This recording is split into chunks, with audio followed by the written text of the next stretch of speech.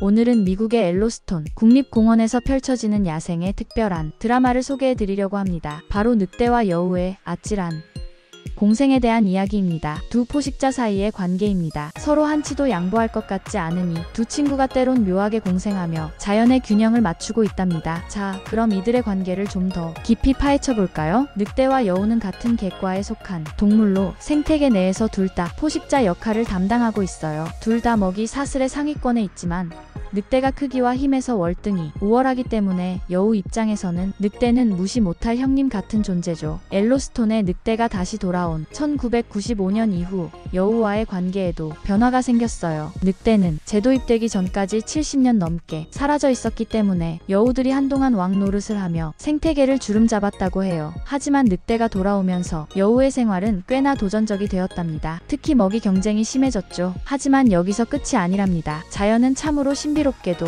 서로 경쟁하면서도 묘한 공생의 틀을 만들어냈어요. 물론 늑대의 존재가 여우에게 전적으로 유리한 것만은 아니에요. 여우는 늑대와의 충돌을 피하기 위해 더 조심스럽게 행동해야만 했죠.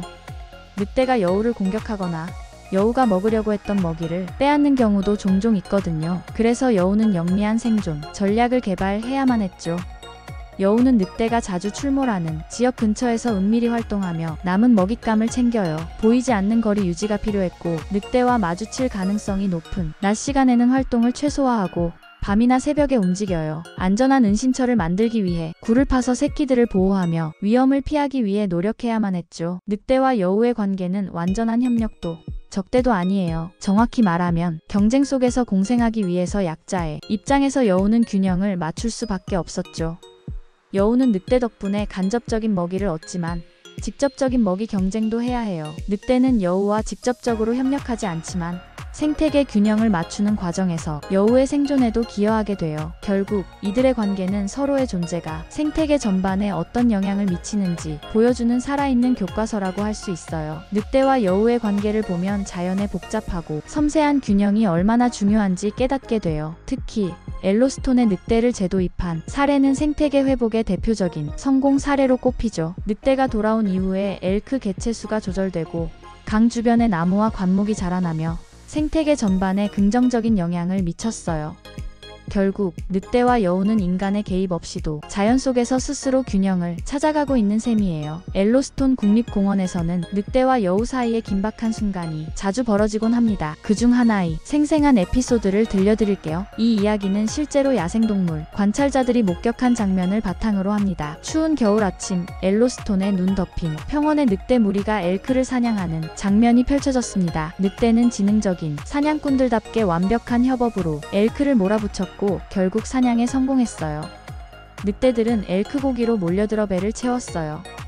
멀리서 이 장면을 지켜보던 붉은 털의 여우 한 마리는 조심스럽게 눈속을 헤치며 다가오기 시작했습니다. 눈치 빠르고 기민한 여우였어요. 배부른 늑대들이 잠시 자리를 비우거나 방심하는 순간 남은 고기를 챙기려는 의도였죠. 그러나 늑대 무리의 리더가 상황을 파악했습니다. 눈밭에서 꿈틀대는 여우를 발견한 늑대 리더는 낮은 으르렁거림으로 경고를 보냈습니다. 여우는 움직임을 멈추고 땅에 낮게 엎드렸습니다. 내가 이러다 죽을 수도 있다는 본능적 두려움이 느껴졌죠. 그러나 배고픔은 두려움을 이겼습니다. 여우는 간신히 움직이며 사냥터의 가장자리로 다가갔습니다. 늑대 무리는 이미 배가 부르고 더 이상 고기에 큰 관심을 두지 않았습니다. 여우는 그 틈을 노려 남은 엘크 고기 조각에 다가가 빠르게 물고 달아났습니다. 그러나 늑대 무리 중 젊고 혈기왕성한 수컷 늑대가 여우의 움직임을 포착했습니다. 늑대는 번개처럼 여우를 향해 뛰기 시작했죠. 이제 여우는 목숨을 건 도주를 시작해야 했습니다. 눈 속에서 빠르게 움직이기란 쉽지 않았습니다. 여우는 자신보다 몇 배나 큰 늑대에게 쫓기며 모든 힘을 다해 뛰었습니다. 돌연 여우는 재빠르게 방향을 바꾸어 나무가 우거진 숲속으로 뛰어들었습니다. 좁은 나뭇가지와 덤불은 크기가 큰 늑대에게 장애물이 되었고 여우는 이 틈을 이용해 가까운 굴로 몸을 숨겼습니다. 굴 속에서 숨을 고르던 여우는 입가에 물고 있던 고기 조각을 내려놓으며 안도의 한숨을 내쉬었습니다. 작은 승리였지만 이 고기 한 조각은 여우와 새끼들에게 몇 기의 생명을 이어줄 귀중한 양식이었죠. 이 이야기는 늑대와 여우가 어떻게 생존 경쟁을 벌이는지를 보여주는 강렬한 예입니다. 늑대는 단순히 먹잇감을 사냥하는 것으로 끝나지 않고